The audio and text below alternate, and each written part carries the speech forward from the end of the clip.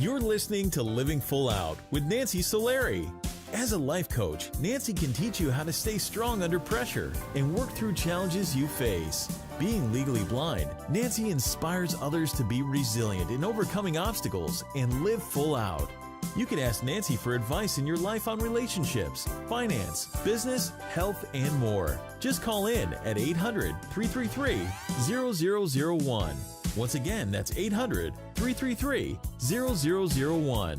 Now, here's Nancy. Hello and welcome to the Living Full Out Show. My name is Nancy Solari, and today we're talking about hope.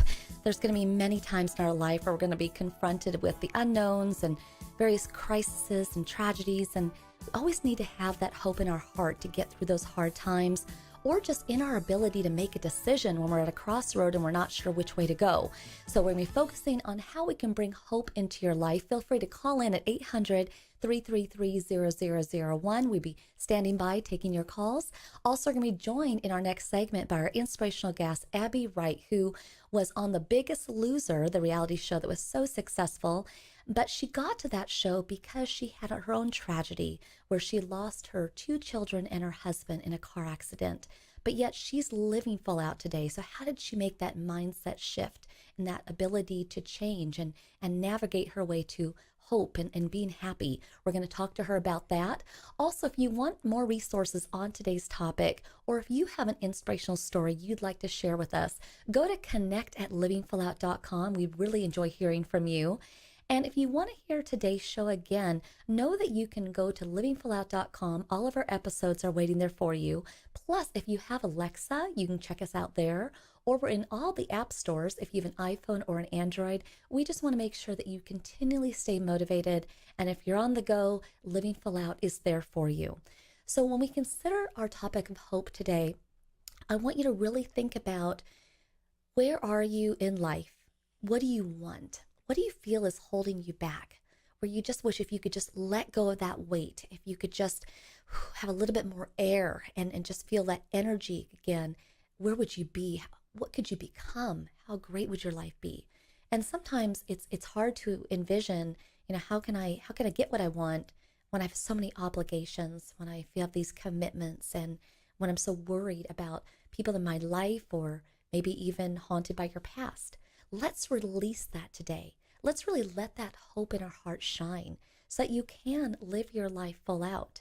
I know for me, going legally blind, there were so many times I was nervous about my future, like what would become of me? But then I really had to tap into my faith and have hope that through family and friends and visually impaired resources that I could still thrive. And you know what? I am. And I know you can too. So we're going to go to the phone lines now and check in with one of our callers. Hello, welcome to the Living Full Out Show. Hi, I have a question. Yes, how can we help you? So I'm a nursing student. I'm about to go into my senior year. And this summer I've been interning at a local hospital in the emergency department. Lately I've just been feeling kind of like overwhelmed and stressed, and I've been getting sick a lot more often. So I guess my question would be, how would I prevent myself from burning out even before I become a nurse in the real world? Girl, I'm raising my hand. I'm right there with you, right? Are you a yes person? Are you one of those people that tends to say yes a lot? Yeah, definitely. Yeah, I'm thinking that. And you know what? I adore those qualities because you're such a giver. That's why you're becoming a nurse, right? You want to give and help people. But there's going to be times that you're going to have to say, not right now. It's not the word no, it's just not right now. And you have to get really good at protecting your personal time. It doesn't mean that you need to take half a day for yourself. It's just finding those moments. And when do you thrive most? Are you a morning person or an evening person? I would say probably evening. Probably evening? Okay. So I want you to do something in the morning to get your energy going. Okay? Maybe it's just a 10-minute brisk walk around the block, literally once around the block. Okay. And when you're on that walk, I want you to listen to some music that's really going to get you revved up. It could be, like high pounding rock music, if that's what you need, or something inspirational, right? That's going to get you in the mindset of, okay, here I go. Then midday, I also want you to do something that's for you. That might be talking to a friend and saying nothing about your stresses, just talking to them about reminiscing about good times or something you're looking forward to. But again, just a moment, 10 minutes. Then in the evening, this is when I really want you to take some time for yourself, whether it's journaling, whether it's, again, talking to a friend who might be a good sounding board for you, working out. That's when you can take more than a 10-minute block of time, maybe an hour, maybe 2 hours, whatever you can budget. But you got to start building in more personal time for yourself, because that's how you do burn out, and that's how you do turn around, and you don't resent other people, but you start to resent yourself, right? And we don't want that, right? Because you're better than that. You're a living full out girl. I can tell. So have you done that, or is that something you can try? I think that's something I could try. Definitely, just to find more time for myself instead of always worrying about the next day or having to sleep super early to go to work and stuff. So, well, and stick to a schedule. Stick to a schedule. Okay. And honestly, when I say schedule, I mean, you have to budget in snooze time, wakey, right?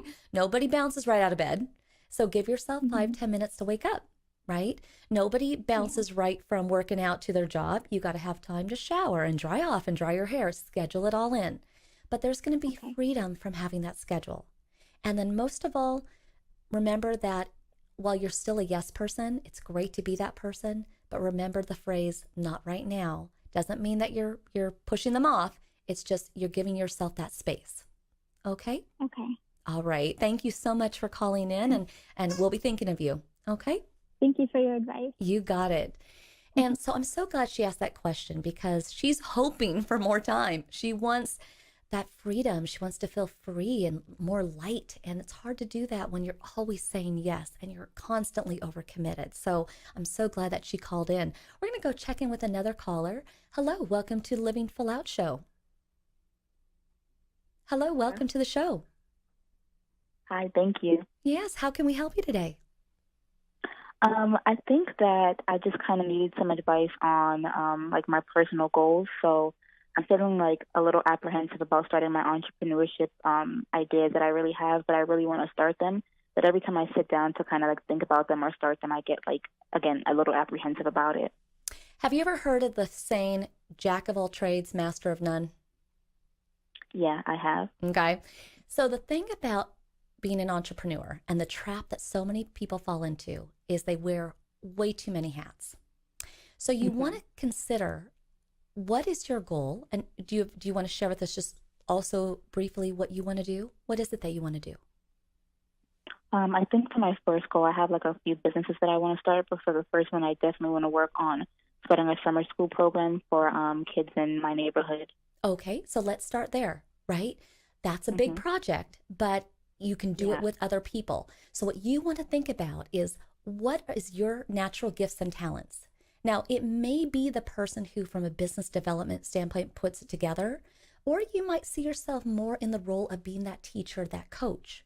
So then what you want to do is you want to look in your local area for free services, maybe small business associations, organizations that will educate you, or maybe even you can align yourself with a partner who can help out. And then you find another team player who's going to be a marketing person. Then you find another team player who is, more in the coaching, teaching realm, maybe along with you. But you add these team members in. And when you do that, it's going to bring in a whole new life of its own. It's going to become really real. And as you reach those milestones with this new venture, you have people to share it with. I think the temptation is a lot of times they're like, everybody thinks, I got to do it myself. I got to kick it off. I got to do it all. But you don't. Because there's other people that really want to do it with you. So what is your skill? What is it? If you have this program, what do you want to do in that? I definitely see myself as being the one who kind of puts it together, not so much in the actual teaching role or like working in the camp, but the one that kind of, like you said, brings the people together, and then a little bit of the marketing for it. Awesome. There you go. So, but you might not wear both hats, the business development hat and the marketing hat. Those are two different hats on their own. You can start out being those same two, but eventually you'll have to maybe give one of those up or share it with somebody else. But now you're looking at these team members that you need, right? You might bring in a marketing person. Well, you do the business development. You might bring in a couple of coaches and teachers. You might bring in someone who's all about building alliances with different schools. So just kind of putting the players together. And when you do that, I know you're going to start to see this really start to crawl and then walk and then run. And that's when it gets exciting. So I really thank you for calling in, and we're going to be sending positive wishes your way, not because we wish you the best, because we know it's going to work out. And I want you to call in and let us know. Okay? Okay, thank you. You're awesome. Thank you so much for calling in. All right, bye-bye. Take care. So for everybody who's calling in today, keep those questions coming. We're all about living full out today and keeping that hope in our heart that we're worth it, that we can do it, that we can become it. So when we come back, we're going to be joined by Abby Wright, who's going to share her inspirational story. You don't want to miss it. This is the Living Full Out Show. I am Nancy Solari. Stay with us. It's all about bringing hope into our life. We'll be back.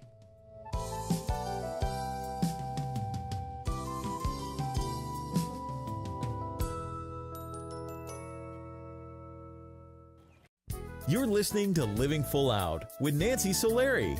With Nancy's expertise, you'll learn how to embrace your potential and strive for success. If you have a question or need further support, send us an email at connect@livingfullout.com.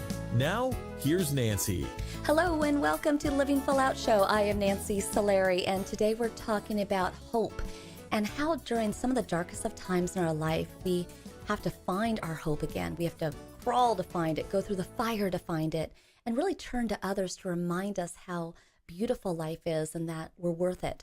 So I want to introduce our inspirational guest today, Abby Wright, because she is such a great example of what it means to live full out. She has gone through that fire. She's felt tragedy personally, but she's also done what it takes to get her life back and to really remind herself that hope in her heart for living a healthy, happy life, that is possible. So I'd very much like to welcome Abby to the show. Hi, Nancy. Thanks so much for having me. You know, I have to say, every time I talk to you, Abby, you are like the sweetest voice in the world. I realize as a visually impaired person, I don't see people, but your voice I could hear for days. So sweet. That is so kind. I feel the same way about yours. Oh, see, I love that. Now, this vibrant light that you are was challenged big time back in 2006. And it's not a lighthearted tragedy that we're talking about here, everyone. I mean, her life as she knew it got wiped out, and not in a lighthearted way. I mean, it was life-altering, life-changing. Can you share with us what happened that day?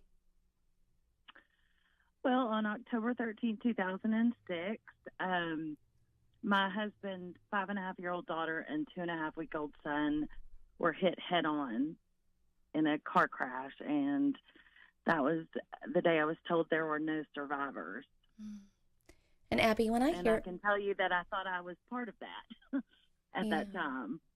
And when I hear that story, my heart breaks for you, because the thing is that could be any of us. You know, there's no guarantees that our loved ones are going to be coming home, you know, and for you, that's what happened. And what did you do in the days, the months, the years to come?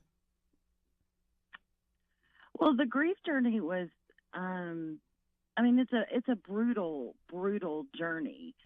I think that, without question, it was my faith that got me out of bed every day. And there was this little glimmer in me, and at times it was pretty dim, but there was this glimmer that I always knew that I wanted to move forward, that I didn't want to die with them, because there had to be a reason I wasn't in the van that day.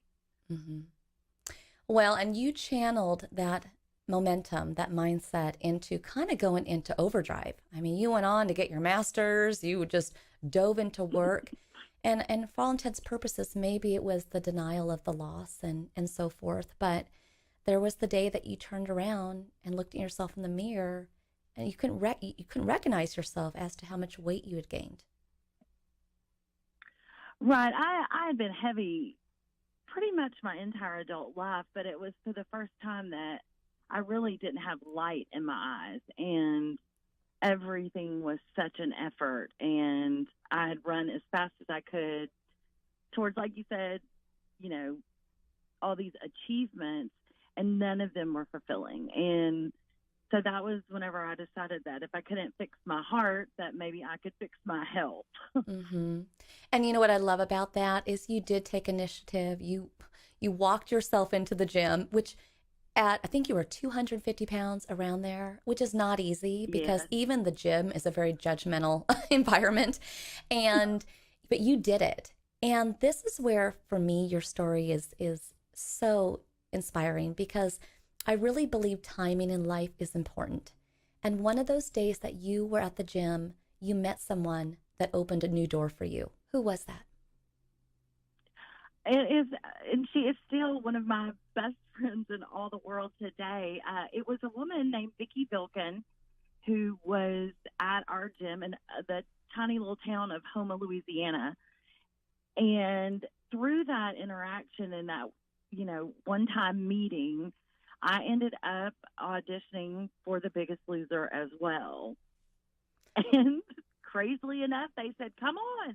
And so I did. Well, and for anybody who doesn't know what The Biggest Loser is, it was a hugely successful reality show. But part of being on that show is they do have you put a sports bra on, spandex, basically everything hanging out there, and you got to get on a scale weekly and weigh yourself in front of the audience. How did you do that? I mean, I can barely get on the scale in front of my Jack Russell. How did you do that? Oh, honestly, I look back and I think, what in the world was I thinking? I have better sense than that. But I think it truly was at that point. I was so desperate to figure out what this new normal was going to look like. And I knew that it wasn't showing in real time. So I think in the back of my mind, I thought, well, once it airs, I'll have already lost, a lot of weight or whatever. But it was just that important, I guess, that you swallow every ounce of good sense and pride that you have to do it. Well, and you know what? I mean, you were done. You were looking forwards and really looking to reclaim your life. And you did that. I mean, you lost 40 some pounds during the show. You went home, you lost another 50 some. And when you came back for the finale, she went from 250 to like 147.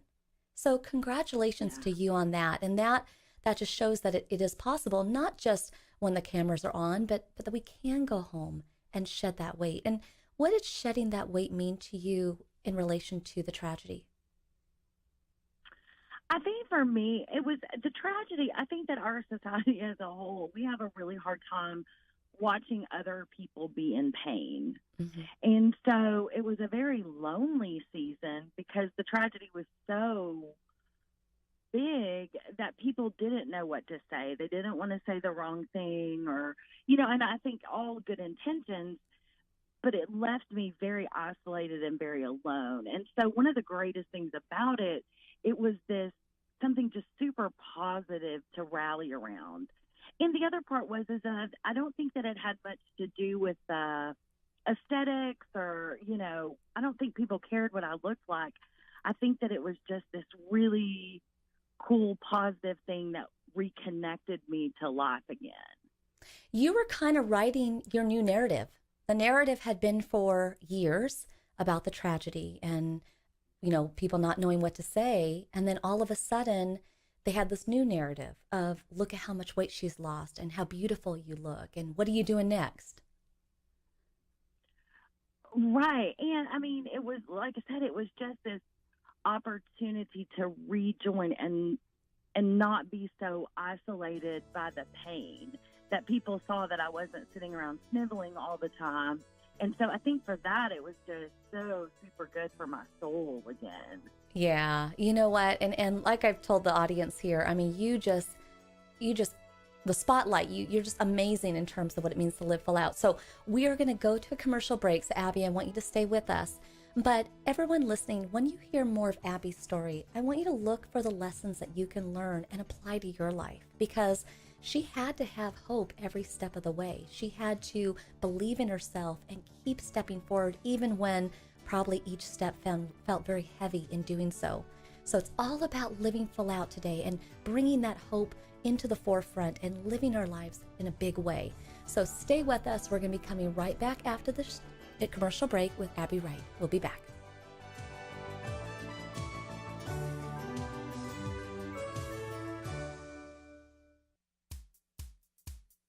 You're listening to Living Full Out with Nancy Solari. As a life coach, Nancy can teach you how to stay strong under pressure and work through challenges you face. Being legally blind, Nancy inspires others to be resilient in overcoming obstacles and live full out. You can ask Nancy for advice in your life on relationships, finance, business, health, and more. Just call in at 800-333-0001. Once again, that's 800-333-0001.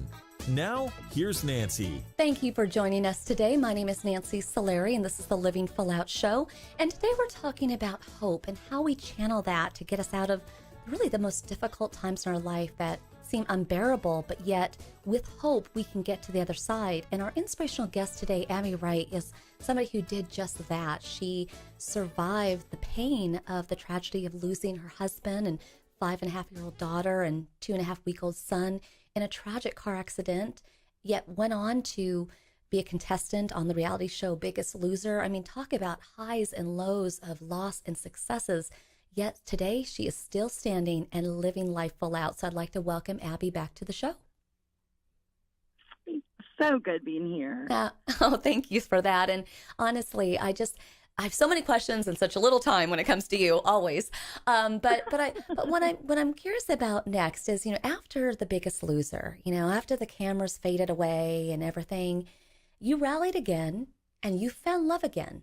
And that's not always easy, because a lot of times somebody might say, well, I had a family and, it's just me. But what led you to opening your heart again? I think that was just a lot of healing. I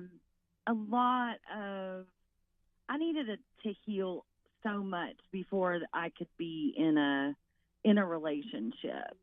And, the Lord was just so good to me and sent me this amazing man who makes me laugh and works hard and is patient and kind, and that he loves my family even though he never met them. I mean, it's a totally different relationship than I had with Rick, my husband, but it's so full of joy, and I'm just so thankful to have TJ in my life. Yeah. Oh, he sounds awesome. And I'm sure a couple different women in our audience are asking if he has a brother. We find those awesome guys. We want to replicate them. And TJ, did you guys ever talk about having a family? Because sometimes it's hard, whether somebody gets divorced, whether there's loss, and do you replicate? Do you redo it over again? Because there's probably expectations from other people asking you that question after you marry TJ. Well, they did, and for a long time I really couldn't talk about it. I've always said you can talk with the scar, but you can't talk with the wound, and that's always been my wound. And so obviously I was at a different life station. I was a lot older at that point. Because I always knew that having a child would never replace my other children. And I knew that that wound was so deep that it needed more time to heal. And so as we talked about it and prayed about it, we just never got peace about that. And for a long time, it was that interim of, what's next? And then finally one day it was, we're enough. We are a family. And families come in all shapes and sizes, and there's not just one type of family. And so for us, we decided that we were going to be the family. You know what? I love, Abby, that you say that, because family can be a couple. Family can be a group of friends. And yes, family can be husband and wife and kids, or maybe they're not even married and they have kids. Family looks different in so many different ways. And so I love that you have grown to a place where you're able to talk about it now, because I think so many people have experienced loss, and whether it be miscarriages or children passing, or maybe, losing custody of a child, and it's how do you deal with that pain? And so thank you for being so courageous to talk about that. And I know that another life transition was your weight. Here you were, you'd kind of been on the heavier side, you said, throughout life, but then you lost all this weight on The Biggest Loser. Where are you now with your weight? I would call that in the in-between. Okay, well said. I wish that there was this magic fairy wand that said that once you've lost weight, that then it just stays off forever. Because it's been 9 years. So, I mean, anyone that struggled with their weight has to know that it is a constant. I mean, it kind of is a challenge. I'll just say that weight, as far as like maintaining as small as I had gotten after The Biggest Loser, has been a challenge, because that was the thing. I didn't want to trade one addiction for another. I didn't want to trade a food addiction for a gym addiction, because whenever you lose weight that quickly, I mean, let's just face it. I mean, it's not sustainable to be in the gym between 4 and 6 hours every day. Right. Because that's what it took. Well, and I can picture that. And in some cases, I imagine people saw you being on The Biggest Loser, learning all these new habits and tricks and tips, and then maybe there's that expectation to, why did you gain the weight back? But you're right, life just happens. And I'll be honest, I've been super fortunate. I've heard other horror stories of things people have said to other contestants on the show, and thankfully I've never experienced that, because for me it was so much more than just that number on a scale, and you can get really caught up in that. But I think for me, it's learning. The biggest lesson that I'm learning is that it's a absolute journey. It never ends. There really is no finish line. And so it's navigating. As long as you get back up on that horse, you haven't failed. And so, that's where I am right now. I'm back up on the horse, and I'm down a great amount, and I feel fantastic. And so I think it's just recalibrating as new challenges face you. And so I feel really good about it.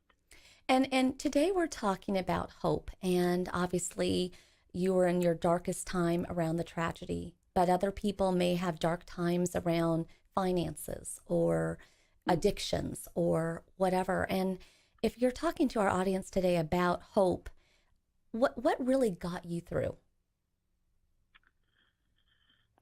I mean, like I said before, 1,000,000% my faith.